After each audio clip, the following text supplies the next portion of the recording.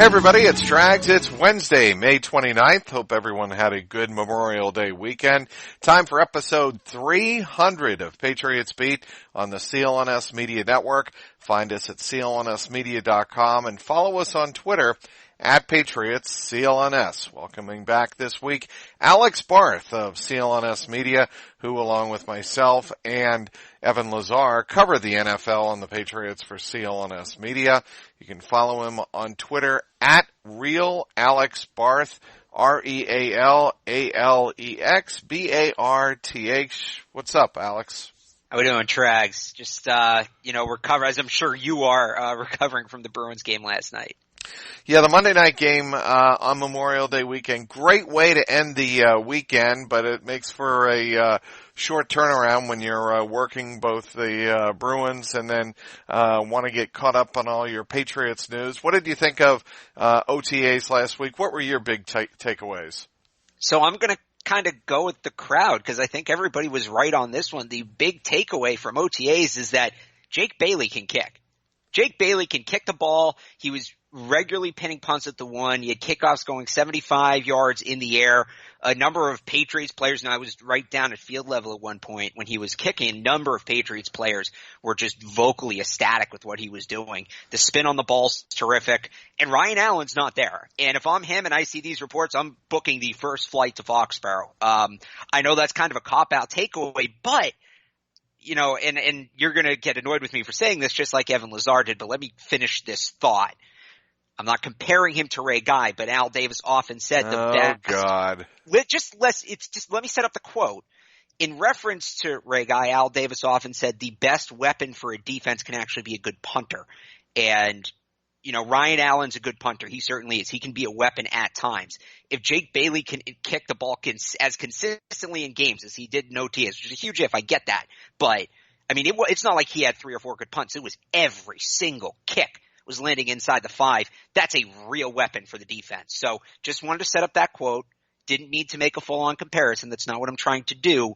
But, I'm excited. The reason I'm excited, and I think a lot of other people are so excited about Jake Bailey, is if you're somebody who's really into the X's and O's of the game and the chess match of it, an elite punter can be just as good as a shutdown corner in some ways, or an elite pass rusher, because when the defense is defending 80, 85, 90 yards behind them instead of 60 or 65 yards, it makes a huge difference. So not to start the show off with a minute of punter talk, but there we are.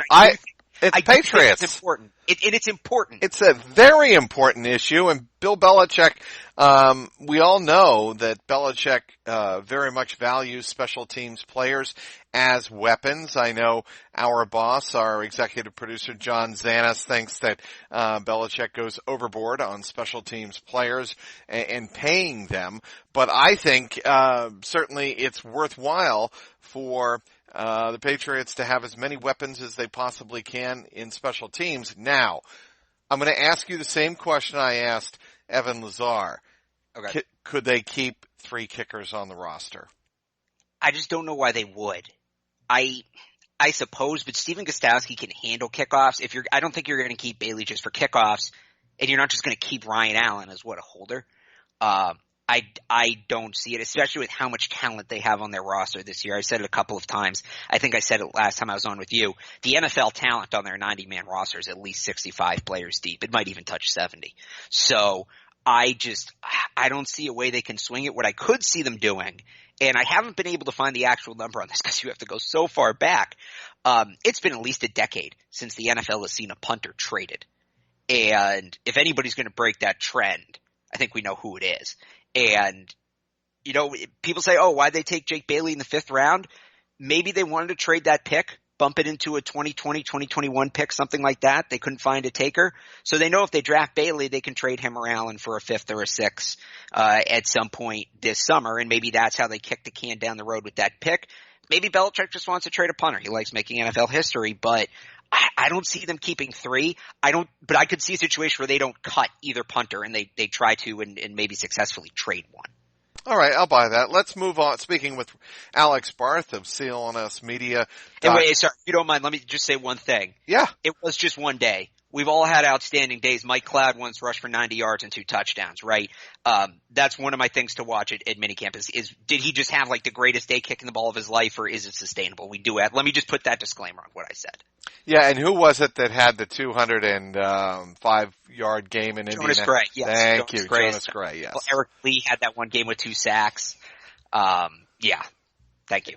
Yeah, no, I'm just helping you make your point. Appreciate it. Speaking with Alex Barth, covering the NFL and the Patriots down in Foxborough, along with myself and Evan Lazar, of course. I want to move on to Ben Watson. He's going to start the season with a 4-game suspension. And the Patriots knew this, but he was taking some illegal or what the NFL considers illegal enhancements, illegal supplements while he was retired, but came back out of retirement. How do you read that whole situation? Why would the Patriots touch him and bring him back just to be a locker room influence? Is it that big a deal? Because they're cheaters and they know the NFL will let them get away with it. And Belichick doesn't care. No, I'm kidding. Why did they do it? Because they need a tight end. And here's a little sabermetrics for you, Trags, and for everybody listening along. The last 3 seasons, the Patriots have had a player suspended for 4 games to start the year. 2014, 2016, 2018. The last 3 years, the Patriots won the Super Bowl. 2014, 2016, and 2018. I'm not going to go through. I'm not going to go through the time of all the players. Look those up. But, Evan Lazar is going to love this podcast because I'm going to crap all over you and I'm just going to abuse you because you're reaching way too far. But I guess the point I'm trying to make is why would, you know me, I like to make small points with big gestures. The Patriots can afford this. They can, when we say they need a tight end, they need a tight end in December and January and February. They don't need a tight end in September. They will get by. It's kind of what they do. It's one of the major luxuries of having a quarterback like Tom Brady and a coach like Bill Belichick. I think that, why did they do it? They knew that Rob Gronkowski, there was a good chance he was going to retire. They knew that the tight end market was going to be weak at free agency. They probably didn't like any of the tight ends in the draft based on what we saw them do back in April. And I think they figured here's a guy that played at a pretty high level last year, has some rapport with Tom Brady, even if it was 10 years ago, has some experience in the system, again, even if it was 10 years ago, but, a guy that they feel comfortable with, he's not a risk. You can say that about Ben Watson. The ceiling is probably pretty low, but the floor is incredibly high when you bring in a guy like Ben Watson. And considering they knew about the suspension, I mean, that's kind of the floor issue. And I will say it is a little dumb that, he was retired. He was taking something to help him heal from a brutal 16-year NFL career. That he was not allowed to start an NFL career that would have helped him. And that's a bigger issue. He's suspended. He's not appealing it. It is what it is. And it's a unique situation where he retired and then he came back. And it is probably something the NFL should look at down the road. And it's unfortunate Ben Watson got caught in this situation, especially because he has a suspension on his record now. People are going to talk about it without getting into the nuance of it. And he's a guy that, just talk about one of the gentlemen of the game. Everything you hear about the guy is he's a gentleman, he's a scholar, he's a great father, he's a great teammate, all of it. So it's very unfortunate for him to get caught in this situation. But back to your point, why'd they bring him in even with the 4-game suspension? Because they don't need him in September. They will get by. Matt LaCosse is not a world beater. Steven Anderson, I do think he could be a potential weapon for them this year, is not a world beater. But Watson's not a world beater either. They will get by the month of September without him. And then all of a sudden in October, when teams are just starting to kind of line up their tendencies, you can throw a whole new wrinkle at him. The Patriots have done this before. They did it with Julian Edelman. They did it with Tom Brady a couple of years ago. They can handle it with Ben Watson. I don't think this was too much of a worry for them. I'm guessing he told them up front what the substance was, what the situation was. Look, if he's taking HGH or something, they probably don't look into this. But given all the circumstances around it, I'm not surprised they still went through with it. And apparently they are not all in on Austin Seferian-Jenkins in terms of what he may or may not be able to bring to the table. Look, he's a guy that has trouble staying on the field. He doesn't play full seasons. He rarely plays half seasons. So maybe that's why he's here. And the timing doesn't totally line up on this, but there were rumors they were going to sign Watson. Those fell off. Then they signed Severian Jenkins. Then the Watson rumors came back. So I wonder if that has to do with Watson informing them of the suspension. It actually sort of lines up. And maybe they just figure, okay, we know we won't get 16 games out of Austin Severian Jenkins. We might not get 8 games out of Austin Severian Jenkins. But if we get 4 games out of him, and then we can cut him and throw him on IR or whatever, when Watson comes back, that's really all they need from him. If he is the guy who fills that role, there will be a 4-week tight end on this roster. I think he's a good candidate.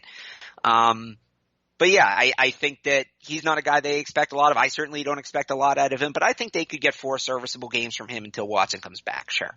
Speaking with Alex Barth, you can follow him on Twitter and should follow him on Twitter. He's really, all kidding aside, he's got some great takes and great tweets at Real Alex Barth. Doing my best to keep people entertained. Yeah, you not only do that, but I do, all kidding aside, Alex, think you have a terrific Twitter page because you bring up facts and you tweet out little anecdotal stories and references that I don't think a lot of Patriots fans are generally aware of. And I think that's one of the beauties of Twitter, and I think you use that medium incredibly well. By the way, I don't think Tom Brady is going to be successful recruiting Rob Gronkowski out of retirement, do you? I don't think Tom Brady will. I think there certainly is a path for him to come back, but I don't think it involves Tom Brady because, well, I mean, it does, but, Gronk knows what he has with Brady, and Brady knows what he has with Gronk. I don't think there's a lot that needs to be said between those two. I think it's more the coaching staff and the higher-ups and Kraft convincing him to come back. If that is the direction they go, and they do try to bring him back at some point, but the biggest recruiter is probably going to be him. I think that if he decides he wants to come back, the door is going to be wide open for them. I would be surprised if it wasn't. Of course it would be, but the issue is his back and how close is he to a fourth back surgery and how much pain is he in and what is his quality of life. And well, look, the thing is if they're rolling, and this kind of goes back to the tight ends, and if they can get used to getting by with 2 tight ends without Watson, if they just sign him by the deadline, he has to be on the roster to play in the playoffs. If they feel comfortable just leaving him inactive, he could in theory be inactive until, wild card weekend, divisional weekend, wherever they start off in the playoffs. That is it would be a weird thing to do. It would be totally unprecedented. Well, but the other thing is, I wouldn't rule he's a anything out great tight end, Alex, but not even Rob Gronkowski can go from not playing to being ready to play in a playoff maybe he plays game. week 17, whatever. But my point is, as I forget what the deadline is. I think it's the first week in December, but as long as he's on the roster in a spot, no, it's later because Steven Jackson played in the playoffs and he signed before week 16. Right. So I wouldn't rule it out. I wouldn't rule it out at any point. I would not, as long as he is eligible to play, I would not rule it out. And maybe a year off is what his back needs. Maybe 10 months in, he's good to go. I'm not expecting him to come back. I know a lot of people are. I know most Patriots fans are. I think if you polled Patriots fans, over 50% would say they expect him to come back. I know Thanksgiving's the popular topic. I would guess if he does, it's more around Christmas. But I'm assuming that he's done. I'm assuming we don't see him again. At least not, suiting up for the Patriots. Yeah, we'll see him again. I just think that the guy's been through so much and he's got his rings. Yeah. I don't think there's anything else for him to accomplish, but we'll see how much he misses the game. We want to finish this podcast speaking with Alex Barth of CLNS Media, talking about Arizona State, or the rookie out of Arizona State, N'Keal Harry, along with Jake Bailey, the sensation of OTAs, last week down in Foxborough. N'Keal Harry and Tom Brady inviting him to work out at his home with Julian Edelman. What did you think of that in addition to the OTAs? And what do you think Belichick and McDaniels think of those trio of players working out together on their own? So Harry looked real great at OTAs, but it's tough to tell because there's no contact and he's a physical receiver. So we can't fully tell what his skill set is in that setting. We won't know until July. I think it's the 3rd or 4th practice of the year is normally when they throw the pads on. Right. But he looked good.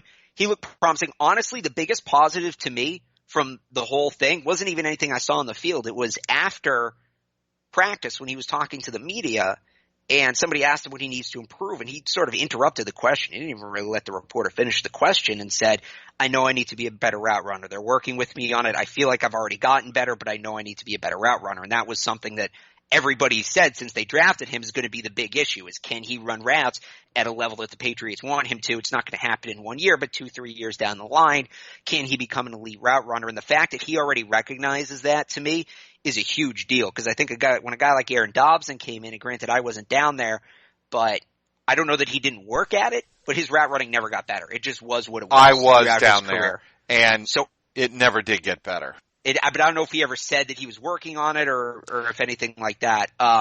So that was the most encouraging thing to me for him, was just him acknowledging, and it takes a lot for a player to do that. A rookie in a new city, all this pressure, Super Bowl team saying, yeah, I'm not a great route runner. So I think, told me a couple things. Kid's got a great head on his shoulders. He's focused on the right things. He's listening to the coaching staff. In terms of him working out with Brady, I think it's good because it's just getting him acclimated. You got to remember these players, and I think people forget this, and it's not a knock on the fans. It's hard to remember because, you're used to seeing people on TV, they're characters, they're actors, this, that, whatever.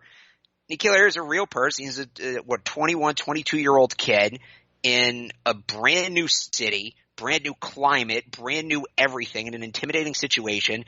And I think to get some private time with Brady and Edelman, just throwing the rock around in the backyard, it's going to help him assimilate. It's going to help him get kind of used to the locker room, used to the people he's around, build the chemistry, build the rapport. So I think it's good. And are Belichick and McDaniels happy about it? I mean, Brady's been doing these private throwing sessions for a long time, and they've been winning Super Bowls. So I can't imagine they'd have anything against it.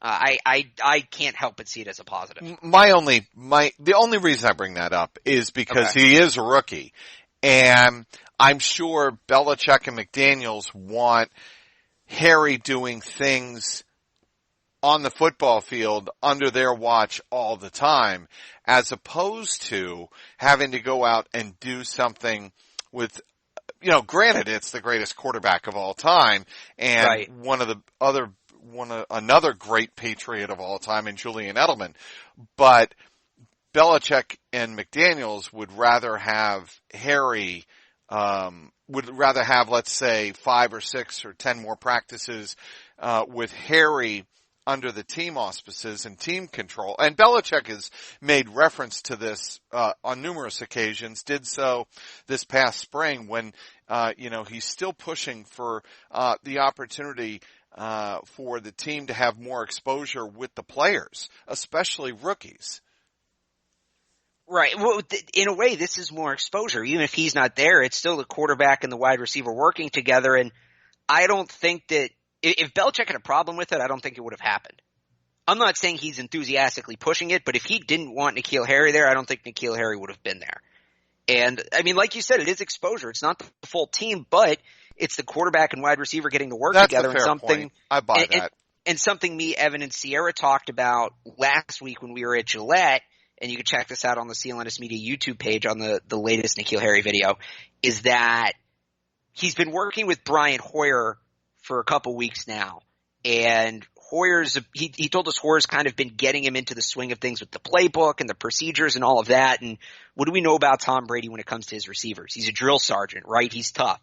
He's going to demand perfection. He's going to let you know when you screw up. So that can be intimidating. And N'Keal Harry said he wants to be in that environment. He told us during the draft that he likes being coached. He's a perfectionist. He wants to do things right. But I think you have him working with Hoyer first, and that kind of he hears the stories about Brady. He can start getting used to it. Then he goes with Brady one-on-one, so it's more of an intimate setting. Maybe Brady can coach him up on some of the more basic points, so he's not schooling him on the basics in front of the rest of the team. And then when they're out on the field together at minicamp, they've already had some of those introductory conversations. They can get right into it. So I think it's good, and it is more exposure. It's not the whole team, but look, if Brady invited the whole team, or if Belichick would have Brady invite the whole team over if he could, but there'd be fines and suspensions and draft picks lost everywhere. Who's to say, honestly, and I'm surprised Belichick's never tested this. Let's say all the Patriots just happened to be hanging out, playing a pickup football game down at Foxfair High or Brookline High or at BC, right? If they all just happen to show up there in the same spot at the same time and play a little pickup, it's not an organized practice. They're free individuals entitled to do what they want in their free time. Who say they couldn't do that? I'm surprised Belichick's never thought of that. I kind of just figured that out on the fly, but, hey guys, we're all going to go, little old school fun in the park, play some football down in the common at 9 o'clock on Wednesday. First of all, injuries. Second of all, if somebody does tweak something in one of those, you cannot have Patriots personnel tending to them. And otherwise, what if those guys are just there hanging out? Beautiful day in the park. I am just being ridiculous. I know, of course you are. But it's worth bringing that point up because one thing can always lead to another, as we've found out. Yes, Brady's the whole receiving group out there in Montana. Right. And again, if somebody tweaks something out there, a Patriot can't, a Patriot official cannot tend to them, which, by the way, is why, I think you're going to beat me to my point here. Yeah, go ahead. Why Alex Guerrero is there and is not a Patriots employee. So maybe next time Brady invites the offensive line and he brings a couple cornerbacks to make it competitive and then some linebackers show up. All I'm saying is just maybe a nice little team bonding session. All right. Anything else you want to touch on? The one other thing I'm interested in for minicamp I will bring up, and I keep pushing this on people, and I know nobody's going to want to think it's important, but it is important. We're going to find out next week what kind of helmet Tom Brady is wearing in 2019. His old helmet is no longer legal under NFL rules. There was a picture of him put out on Tuesday by his Twitter account working out on the beach wearing a Revo Speed. He previously wore that helmet in 2012. He said he didn't like it. He also said he didn't like the Revo Speed Flex, which he wore last year. So I know people think Brady's helmet is a minor detail. It is not. When it comes to sight lines, when it comes to how fast you can turn your head, when it comes to how well you can hear, you hear differently through different helmets. It's an important detail, and you hope he gets it figured out sooner in the process rather than later. So I think it is something important that not a lot of people are talking about heading into minicamp next week. So I'm going to continue stumping for it until I see it get the respect it deserves. So you can dump on me for that. Evan dumped on me for that, but it's an important issue. It is an important factor pertaining to the Patriots. And if nobody else is covering it, I have no problem running with it. And it's certainly not insignificant to one Tom Brady. I want to thank everybody for downloading today's podcast. Thank our great guest and colleague, Alex Barth, covering the Patriots for CLNS. You can and should be following him at Real Alex Barth on Twitter. For producer Mike Alongi and the founder of the network, Nick Gelso, this is Mike Petralia, and this has been the Patriots Beat podcast powered by CLNS Media.